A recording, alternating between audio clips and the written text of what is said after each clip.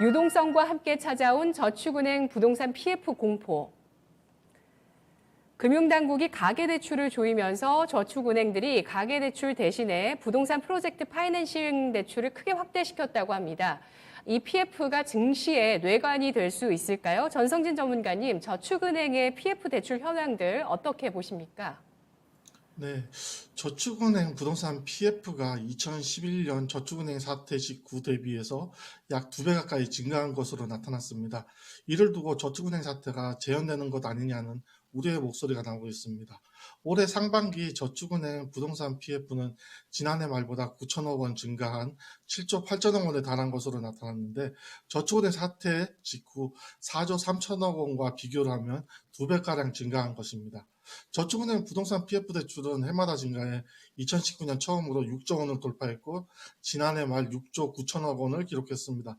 이에 대해 문제를 제기한 유동수 의원은 저축은행은 그간 지속적인 저금리로 인해 마땅한 투자처가 사라져 부동산 투자에 뛰어들었다며, 부동산 PF 대출은 부동산 프로젝트를 담보로 장기간 대출해 주는 것으로 부동산 시장이 호황일 때는 문제가 되지 않지만, 부동산 시장이 침체가 되면 부실 위험이 커지게 된다고 지적을 했습니다.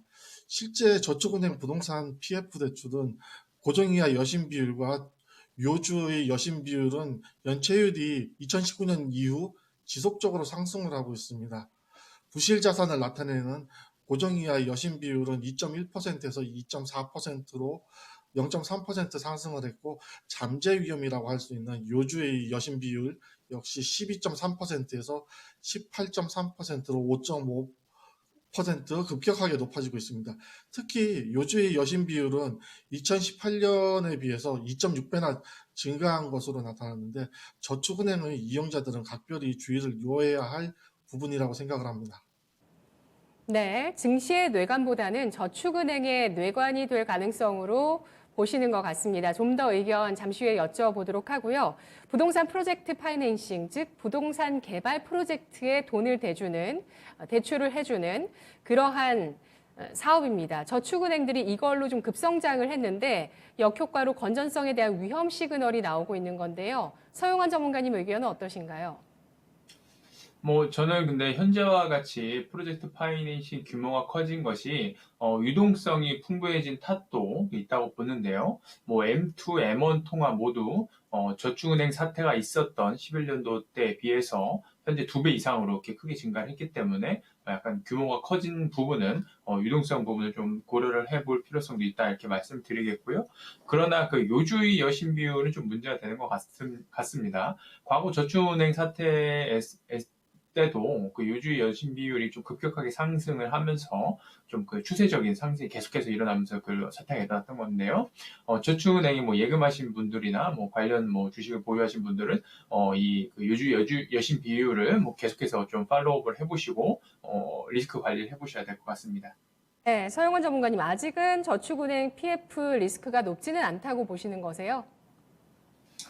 지금은 아직은 이제 올라오는 상황이고, 그리고 그 규모 자체도 그 M2, M1 규모에 비해서 아주 크게 커진 것은 아니기 때문에 아직은 좀 주의 상황이지, 지금 상황에서 그렇게 급격하게, 이 사태가 커질 것이다라고 걱정을 하는 것은 좀 무리는 아닌가 생각합니다.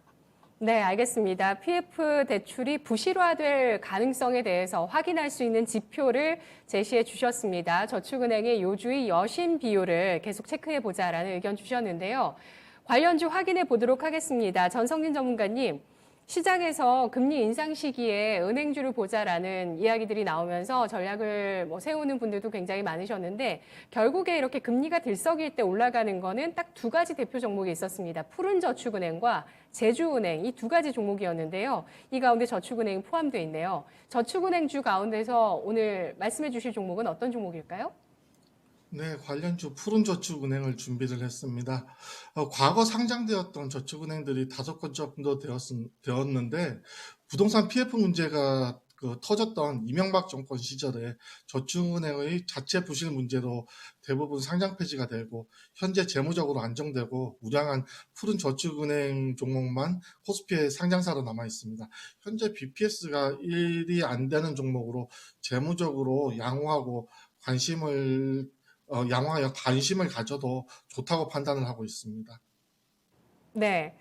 부동산 PF 대출, 저축은행의 이 PF 대출의 증가세를 경계하자라는 의견을 주셨지만 그래도 증시에 잘 살아남아 있는 푸른 저축은행은 재무적으로 양호하다는 평가를 해주시면서 관심주로 꼽아주셨습니다. 말씀드렸듯이 최근에 국채금리라든지 이런 금리 상승세에 가장 민감한 반응을 보인 은행주 가운데 하나이기도 했습니다. 모멘텀 플레이가 가능하다는 뜻도 되겠죠. 자, 이렇게 이슈 참견해봤고요.